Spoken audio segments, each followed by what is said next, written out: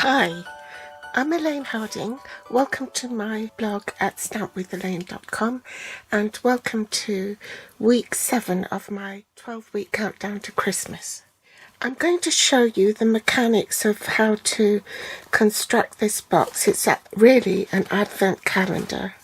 I haven't put the numbers on. I'm still waiting for the calendar stamp set to come so I can put the numbers on. These are 1 to 12. And on the other side, these will be numbered 13 to 24. The roof is gabled, and on one side I've just put a window box and cut up some small gingerbread bells. On this end I've put the trees. To make this I used the frosted gingerbread bundle. So these are the stamps and the dies. And I mostly use the dies to die cut the little peppermint candies from the designer series paper sheet from the ginger and peppermint DSP stack. These are the papers. They measure 6 by 6 and that was the paper I cut it from.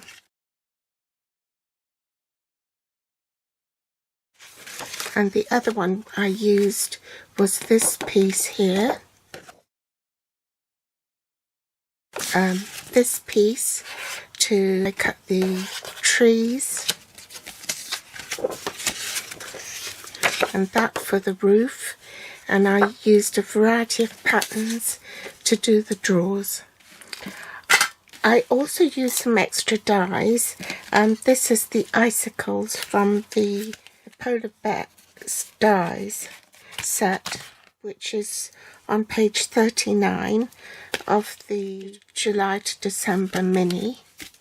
I also used this one for the doors and the windows, which are the window flower box dies. It's the annual catalogue on page 161. It's the window flower box dies. Snipped the bottom third off to make it square. I'll show you how to cut it. So if you take an A4 piece of cardstock, you cut it at 10.5 inches first. Then you turn it so that the short side is at the top and you cut it at 7. Okay. The short side's still at the top. You cut it at 3.5. And then on the long side of the 3.5 inch width, you cut them into 3.5 inch squares.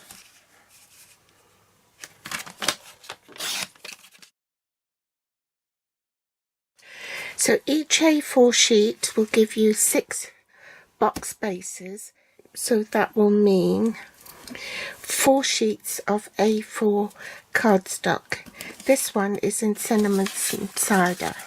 I'll show you how to construct the box. Score each box at 1 inch on all 4 sides.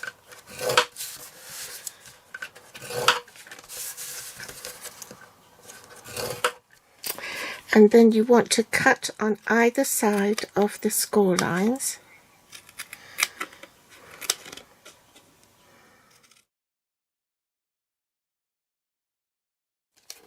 Burnish the box, and then you want to fold these down so that these 4 ends stick out, and you cut those away.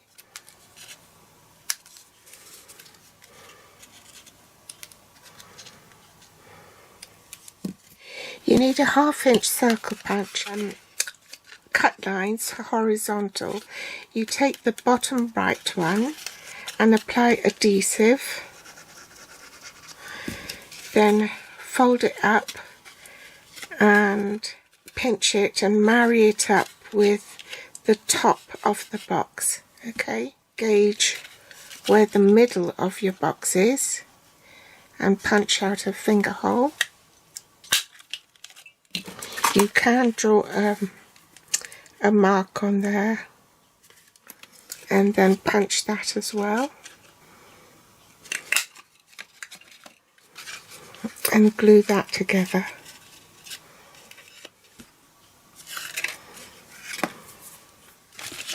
Trim off the bottom if necessary, and then flip those back and put the side upright. Put glue on the end and glue that together.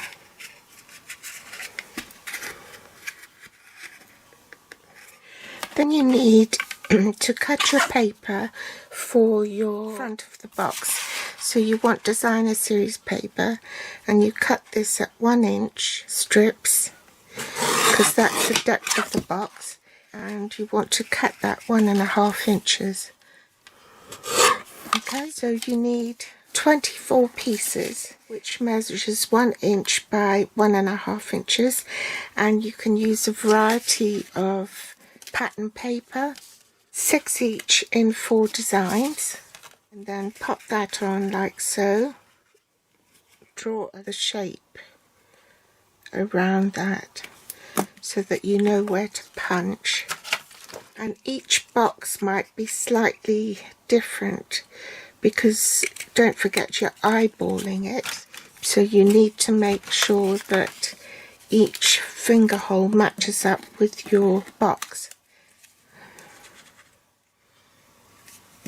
So put glue on that and then glue that to the front of your box like so. Now you need to do the matchbox part, which is a wraparound. So you want to cut your cardstock at 6 inches. Okay, and with the long side at the top, you cut it at 1 5/8. I'm not sure how much you yield from this piece, but let's keep going and find out. 5/8.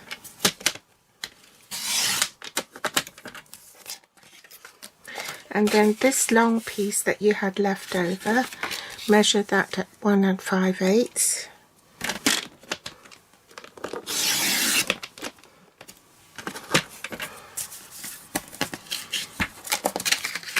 And then 6 inches.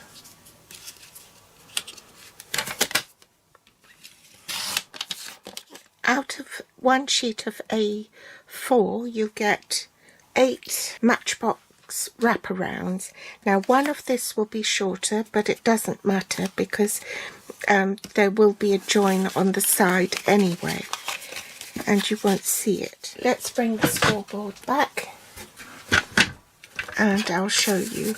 So first you measure it at 1 inch, then fold it back, butt that right into the corner, and if you look, this is in line with a non-groove, as it were. So if I want it fairly tight fitting, I'm going to have to move it a tad so that my stylus can hit the groove. Okay, so that will give you a tight fit. So again, it's hit a non-groove, so I'm going to have to move it just a fraction so I can reach the groove. Now if you wrap it, just wrap it round the box, it's not always accurate, and if you want accuracy, this is the best way to do it. So you see that although this piece is shorter, it doesn't really matter because this is going to be at the bottom, so you don't waste the paper. So I'm going to put it at the bottom here. Okay, bottom right. And the reason I cut it slightly larger than the area of the box is because you don't want gaping holes. So this is on the outside of the box. You apply the glue, and then that will wrap around tight, and you have a nice neat finish, because that covers up the side of the box. You haven't got a join there, and you haven't got a join at the top. So you carry on doing at least 4 boxes, and once you've got the 4 boxes, you join these together on the side like so.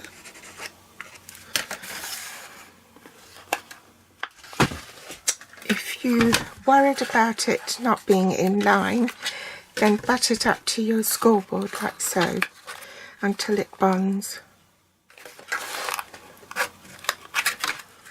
Then you glue the next one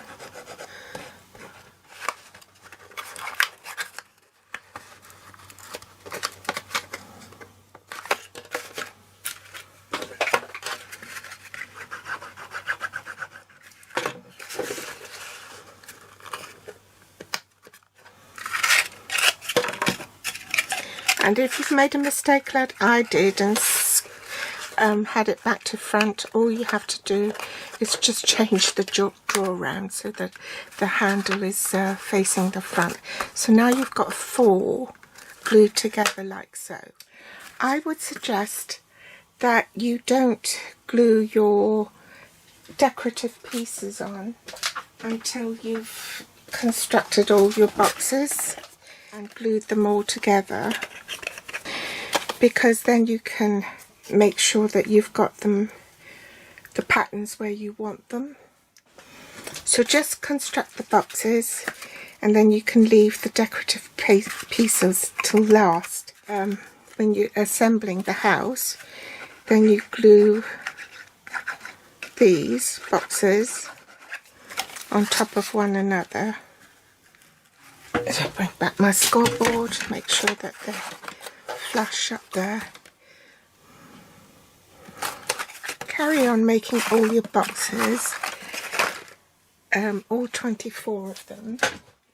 If you don't want to get in a muddle, I'll just make 4 at a time, then glue them together like that in batches of 4, so your desk doesn't get all cluttered. So I'll do that away from the camera and I'll be back. I've made my boxes and I've grouped them into sets of 4 for each row. So these have been joined together. Now I've got 3. So I want to attach them together. So I stack them into 3 and just glue the top of the matchboxes like so. Apply glue to the top of this one.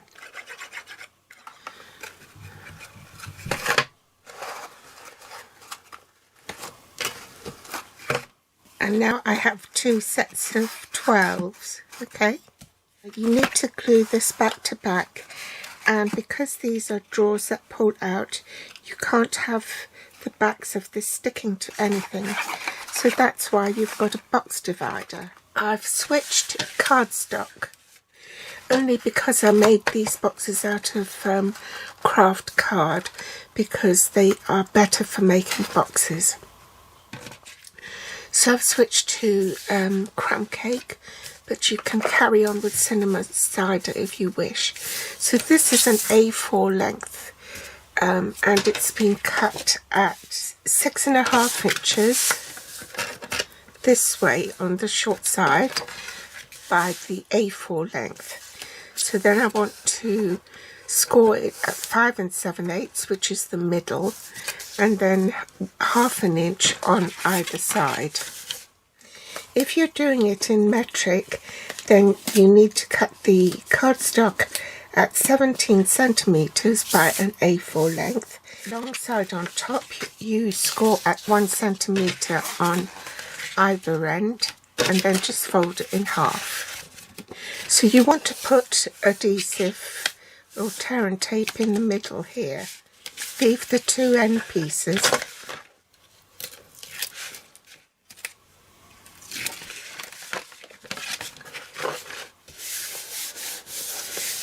Then you need two rectangular pieces in the same colour, and this has been cut at 1 5/8 by 6 3/8. Attach this to the bottom, so take the backing tape off and glue that on.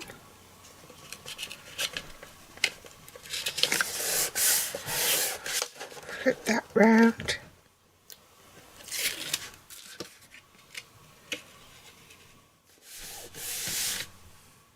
And in metric that will be 4.5 by 17 centimetres.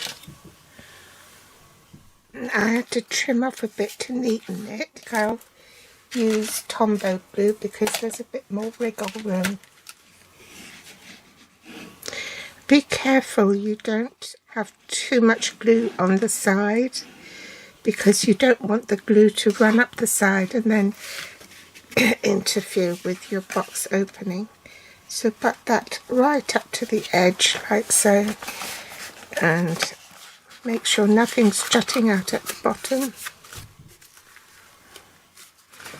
You can always take the drawers out to make sure you've got a nice firm bond. And repeat for the other side.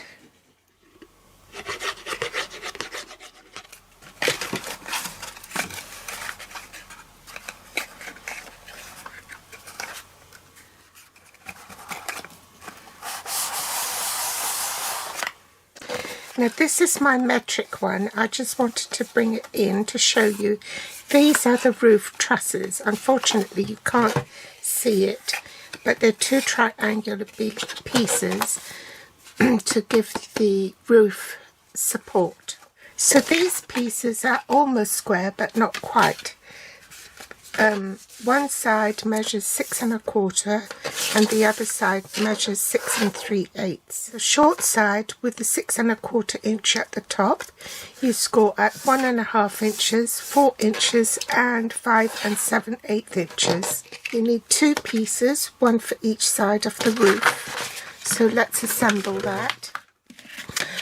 I've marked the 1 1/2 inch piece because that will tell me that is the bottom. So put your finger there if you're using tear and tape so that it doesn't glue down until you make sure that it's all aligned and straight. Do the same with this piece. Now that's the bottom. So the long side will be the slope of the roof here. So you want the back piece to have a bit of sticky tape or tear and tape.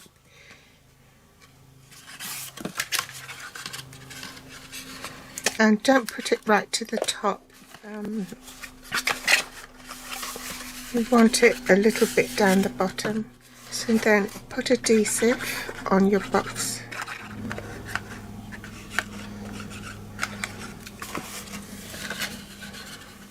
And start off this so that you can tear it off in a minute, remove the backing tape in a minute, but make sure that that is in line with the back and that this is securely adhered to the top of your boxes.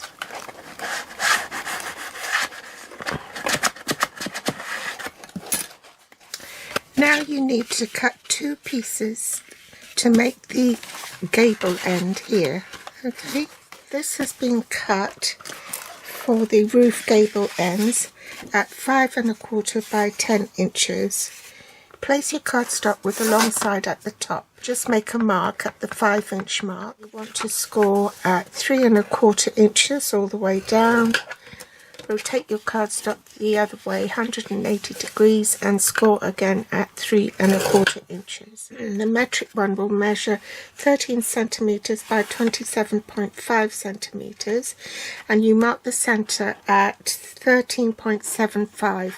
I know it's a bit of a funny measurement, and then you score at 9 centimeters, rotate it 180 degrees and score the other side at 9 centimeters. And for the imperial, you want the center point to your right. Okay, align the left edge at 3¼ inches, and you cut from the top down to the next score line. So actually I'll do it from this end. Keep the paper at the same orientation, so that's 3¼ inches. Align your blade at the second score line and cut down from there to the bottom. Okay, now you need to create your gable.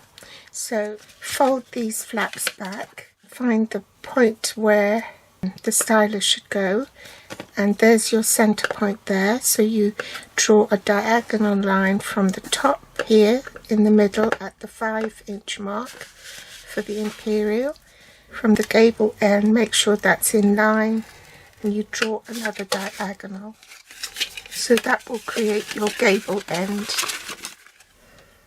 For the metric, you will cut at 9 centimeters, and then from 9 centimeters you score diagonally up to the 13.75 mark, and repeat for the other side. I forgot to record it. Cut along the score line down to this bit here, and then you cut parallel to your score line here, leaving a 1/2-inch tab. For the metric, you do the same, so instead you will be cutting it from the 9 centimeter score line. Now I've already fitted one gable end here, so I'll show you how to do the other end. It's best to work with tear and tape, because on the side it's quite difficult when you have an empty space there to try and glue it with glue, because you've got nothing to put pressure against to make it bond. Whereas with double-sided tape, once it makes contact, it sticks. So apply adhesive, or double-sided tape rather, to the box.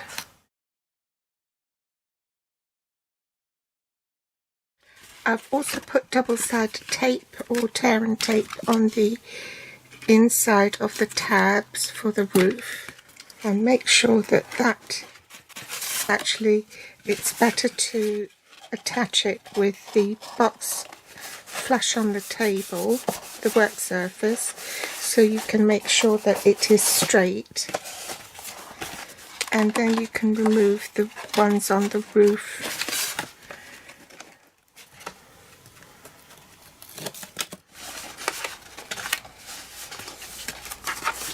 Finally, to cap the roof, you need a piece that's 5½ by 7 inches, and you score this on the short side at 2 3/4 inches. For the metric one, this will be 18.5 by 15 centimeters. Short side on top, you score at 7.5. Bring in the trimmer, and I'll do it this way, and you cut from 1/4 inches right on that score line, 1/4 inches down to 6 3/4 inches.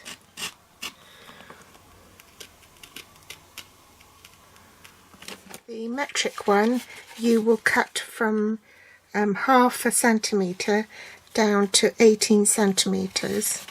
Dimensionals on top here to help anchor it down. So I've taken all the back bits off it. This is the nicer side, so let's put that down. So when you're putting the roof on, make sure that you've got an equidistant overhang on both sides here. There you go. And there's your house. You might have to put some more on these two bits here so that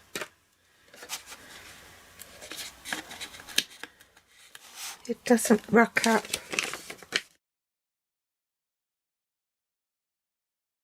So there's your advent calendar house finished, and then you can decorate it as you wish. So I use the Real Red Cinnamon Cider and Soft Suede inks, the Whisper White Craft ink, and some Stamping Blend combo in So Saffron.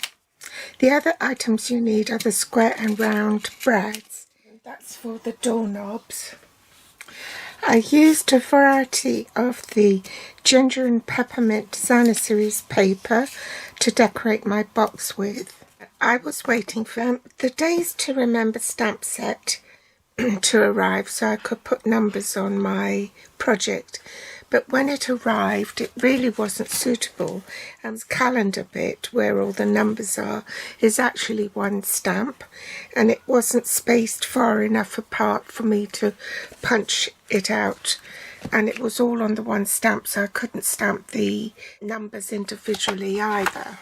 So I reverted back to this set of dies, which is the Playful Alphabet dies. So adhesive back sheet on the gold foil, and then die cut the numbers out of that. I don't know if you can see it. And then added them afterwards. The icicles were die cut from the snowy white velvet paper, and also I backed it with adhesive sheets. These are die cut in cinnamon cider from the window box flower dies. And I haven't done this window because I wanted to show you what I did with it to create that background. So I took a white scrap piece of paper and I traced round the opening of the window. Then I just put a dot in the four corners, rubbed off the pencil marks so it would give me a guideline of where to colour. And it's best to rub it off before you start colouring. Then with the darker marker, the bullet end, the thicker end is the brush end and the thinner line is the bullet end. So I'm going to use a darker one and just make sure I cover up to those points and beyond.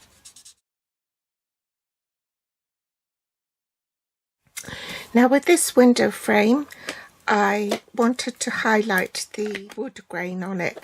So first I put it in the darker ink soft suede, like so, face down, and I just used my fingernail and pressed it into the ink pad so it would pick up some of the dark colour. Once that was dry, I dropped it into the craft ink, like so, so that it would have a bit of the white showing through. And put adhesive onto the back of the window frame.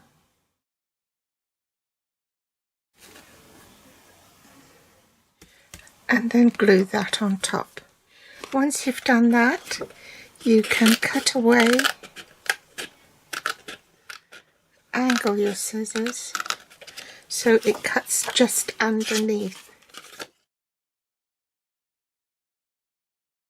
Now you find that the overhang on this might interfere with the opening of your box, and if that's the case, then all you have to do is just trim it down, say about 1/16 of an inch. And you want the big scissors for this, and straddle that across side of the box and then cut so you know you're cutting straight and that they're level.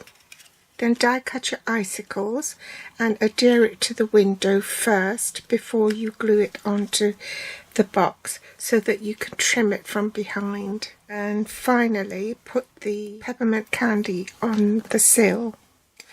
Another tip, when you cut the doors, mount it onto a piece of basic white cardstock so that it will look like icing. On the overlap, want to make sure that the doors are closed and you align the other door with this door here. You don't want to glue the door right flush against the edge of the cardstock on the left side, because then it won't be equal, so you have to align it based on the one that's already glued to the edge on the right hand side. I hope that makes sense. Anyway, those are my tips, and this is your basic box. So thanks for joining me today. I hope you have a go. It's not a quick project, you know, it would take you quite a few hours to make it, but once you get going it's really enjoyable. It could be a group effort as well, you know, someone to cut out the elements and someone to put all the chocolates in. Thanks for joining me today, and pop back for the next episode in my 12-week countdown to Christmas series. All the links to the supplies are listed below this video in the show more section. If you liked it, do give me a thumbs up. If you haven't subscribed it, then click the subscribe button. Thanks for watching, and I'll be back soon. Bye.